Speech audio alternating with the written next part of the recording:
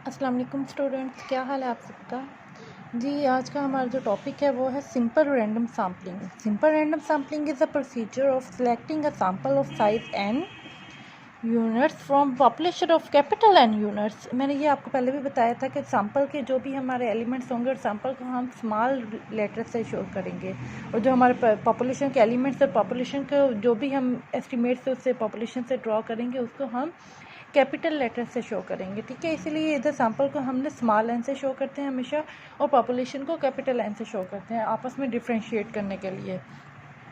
In such a way that every unit of available for sampling has an equal probability of being drawn. Every sample of size n has the same probability of being selected. अब इसमें दो उन्होंने condition बताई हुई हैं कि जो population का यूनिट है हर यूनिट के एज ए सैम्पल सेलेक्ट होने की इक्वल प्रोबेबिलिटी है। उसके बाद सेकंड कंडीशन क्या है? सेकंड कंडीशन ये है कि हर जो साइज स्मॉल एन साइज का सैंपल है उसके एज ए सैंपल सेलेक्ट होने की जो प्रोबेबिलिटी है वो भी इक्वल है। ये नहीं है कि किसी सैंपल की सिलेक्ट होने की ज़्यादा प्रोबेबिलिटी है, किसी सैंपल की सिलेक्ट होने की कम प्रोबेबिलिटी है। जैसे फॉर एग्जांपल अगर हम चाहते हैं कि हम कॉलेज से 10 स्टूडेंट सेलेक्ट कर लें, तो हम ब्लाइंडली जाएं और जाकर जो बच्ची हमें नज़र आए हम जाकर उन्हें सेलेक्ट कर लें। तो ये क्या है? Simple random sampling. इसमें हमने कोई कंडीशन नहीं लगाई है कि वो बच्ची फर्स्ट ईयर होनी चाहिए, second year, third year, fourth year, या इस सब्जेक्ट की होनी चाहिए। हर स्टूडेंट के आने की इक्वल प्रोबेबिलिटी है कि वो उस सैम्पल में सिलेक्ट हो सकती है 500 स्टूडेंट्स में से। और फिर वो जो 10 स्टूडेंट्स सेलेक्ट हुई हैं और 10 स्टूडेंट्स की भी उतनी ही प्रोबेबिलिटी थी एज सैम्पल सेलेक्ट होने की जितनी हमने सेलेक्ट जो की हैं 10 स्टूडेंट्स उनकी प्रोबेबिलिटी थी। ठीक है, ये दो कंडीशंस हैं सिंपल रैंडम सैम्पलिंग की। नेक्स्ट क्या है? Sample drawn for this procedure is called simple और unrestricted random sample. Or sample containing small n elements selected from a population consisting of capital N elements is called a sample of size n. The simple random sampling is used in the population which is essentially homogeneous in terms of some characteristics relevant to the inquiry. इसमें सारी इस paragraph में क्या बात बताई गई है? इसमें ये बात बताई गई है कि सिंपल रैंडम सैम्पलिंग तब अप्लाई होती है जब हमारी पॉपुलेशन होमोजीनस हो। होमोजीनस मीन्स जब वो पॉपुलेशन में हमारे जो यूनिट्स हैं वो एक जैसे हों। होमो मीन्स एक जैसे, हेटरो मीन्स डिफरेंट। जब भी होमोजीनस की बात होगी उसका मतलब होगा कि हमारी जो पॉपुलेशन है वो एक जैसी होगी। ठीक है, उसमें नेक्स्ट है वो उसमें थ्योरम है हमारा, उसमें क्या बताया जा रहा है? इसमें if a simple random sample of size n is selected from a finite population of size capital N, then the number of all possible samples is given as number of possible samples capital N raised to power small n.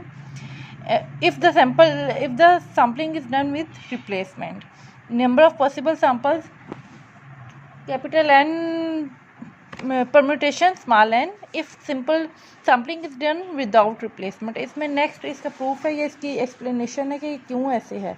अगर तो हमारी sampling with replacement है तब तो हमें पता है कि हम जो भी सिलेक्ट कर रहे हैं अपना यूनिट, एक हमने for example n unit select किए हैं, उसके बाद जो हमने एक यूनिट सेलेक्ट किया उसके बाद जो यूनिट सेलेक्ट किया हमने दोबारा उसको उस बैग में डाल दिया। उसके बाद जो नेक्स्ट यूनिट सेलेक्ट किया उसे सिलेक्ट करने के बाद हमने उसे दोबारा बैग में डाल दिया। तो वो एक दफ़ा अगर सिलेक्ट हो गया तो उसके दोबारा आने की भी प्रोबेबिलिटी उतनी ही है जितनी उसके फर्स्ट टाइम आने की प्रोबेबिलिटी थी, और जो बाकी एलिमेंट्स है बैग में उनके भी आने की उतनी ही प्रोबेबिलिटी है जितना कि जो सिलेक्ट हो गया तो उसकी प्रोबेबिलिटी थी। ठीक है, क्योंकि ये विद रिप्लेसमेंट है इसलिए।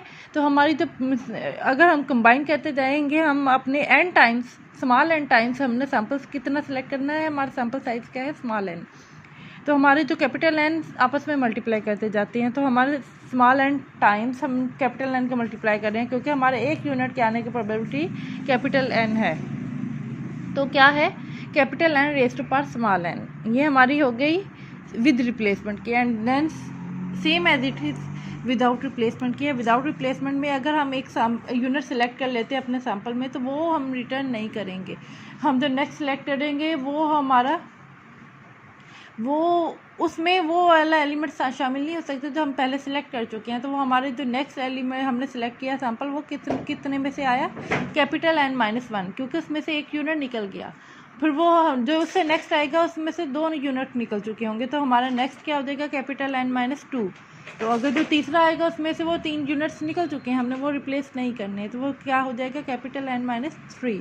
तो इस तरह हम कहाँ तक जाएंगे, कैपिटल N-N+1, ठीक है, क्योंकि ये हमारी विदाउट रिप्लेसमेंट है। तो हम इसमें एक ऑर्डर आएगा, क्योंकि हमने जो फर्स्ट सैम्पल सेलेक्ट कर लिया, फर्स्ट यूनिट सेलेक्ट कर लिया, उसके दोबारा नहीं सेलेक्ट करेंगे, वो एक ऑर्डर के साथ चल रहा है, इसलिए इसमें परम्यूटेशन लगेगी, ठीक है। नेक्स्ट है रैंडम डिजिट्स।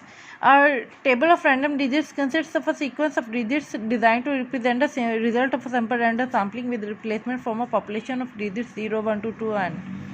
अब ये रैंडम डिजिट्स का एक टेबल होता है, ठीक है। ये मैं टेबल आपको नेक्स्ट लेक्चर में दिखाऊंगी, ये टेबल कैसा होता है। इस टेबल में हमारे जो डिजिट्स होती हैं 0, 1 to लेके 9 तक सारे डिजिट किसी भी तरतीब में किसी भी ऑर्डर में आ सकते हैं। तो अगर हमें सेलेक्ट करनी हो, हमने लकी ड्रॉ करना है, लॉटरी मेथड है, फॉर एग्जांपल अगर हमने कोई भी पर्चियाँ इकट्ठी कर ली हैं, उन्हें निकालना है, तो हम 1 बाय 1 निकालते जाएंगे, ठीक है।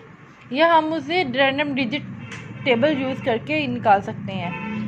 फॉर एग्जांपल हमारे पास कोई भी किसी भी चीज़ के कितने हैं टोटल चांसेस, अगर 2500 हमारे पास यूनिट्स हैं टोटल, हमने उनमें से सैम्पलिंग करनी है अपनी, तो हम रैंडम डिजिट टेबल यूज़ करेंगे।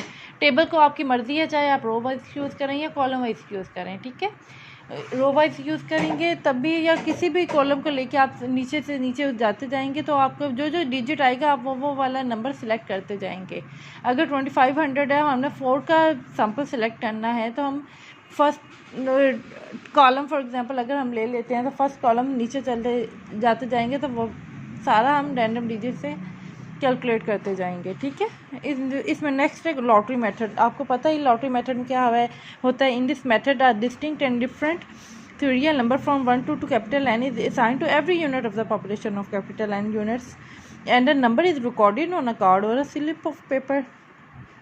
All the numbered slips are then placed in a container and they are thoroughly mixed.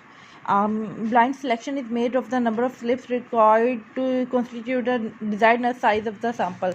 The items corresponding to the slips drawn with will constitute the random sample. The selection of items depend entirely on chance. Some lotteries use a rotating wheel in selecting tickets. The wheel has equal segments on its rim, one for each of the digits 0 to capital N. Lottery tickets are number from, सारे lottery के जैसे आपको method पता है कि हमें पता होता है कि हर लॉटरी का कोई ना कोई नंबर होता है।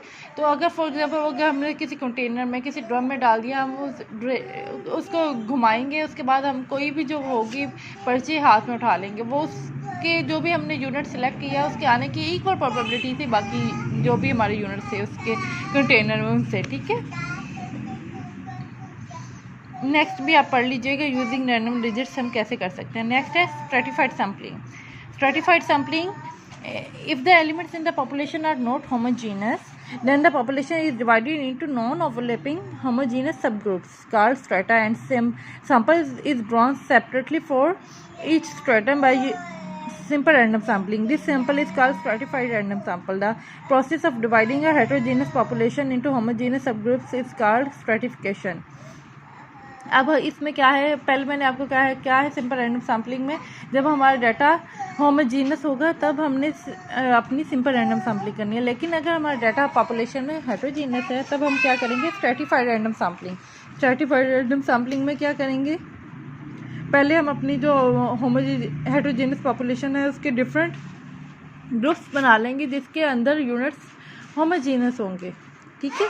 फॉर एग्जांपल अगर हमने एक कॉलोनी से करना है तो हम डिफरेंट ब्लॉक्स उसमें बने हुए हैं उनको अलग अलग कर लेंगे, ठीक है। हमें पता है ब्लॉक ई एक है, ब्लॉक डी एक है, ब्लॉक सी एक है, उसमें जो एलिमेंट्स होंगे वो सारे होमोजीनस होंगे। फॉर एग्जांपल हमने स्टूडेंट्स से डाटा करना था तो हमारे स्टूडेंट्स क्या हैं, हेटेरोजीनस है, मुख्तलिफ क्लासेस हैं, वे मुख्तलिफ स्टूडेंट्स हैं। तो हम क्या करते हैं, first year, second year, third year, fourth year के 4 ग्रुप्स बना लेते हैं। उन 4 ग्रुप्स का हमें पता है, वो जो 4 ग्रुप्स बनाए हैं हमने उनमें जो हमारे पॉपुलेशन है वो होमोजीनस है। एक ही तरह का फर्स्ट ईयर का ग्रुप है तो उसमें सारे फर्स्ट ईयर के स्टूडेंट्स होंगे, जो सेकंड ईयर का ग्रुप है उसमें सारे सेकंड ईयर के स्टूडेंट्स होंगे, जो थर्ड ईयर का ग्रुप है उसमें सारे थर्ड ईयर के स्टूडेंट्स होंगे, ठीक है। स्ट्रेटिफाइड सैम्पलिंग में सबसे पहले का काम क्या होगा, हम नॉन ओवरलैपिंग स्ट्रेटा बनाते हैं। उसके बाद हम उन स्ट्रेटा को सिंपल रैंडम सैम्पलिंग के थ्रू सिलेक्ट करते हैं। ठीक है, हर स्ट्रेटा के आने की chances as a sample select होने के चांसेस इक्वल होते हैं। नेक्स्ट क्या है error, true values. By true value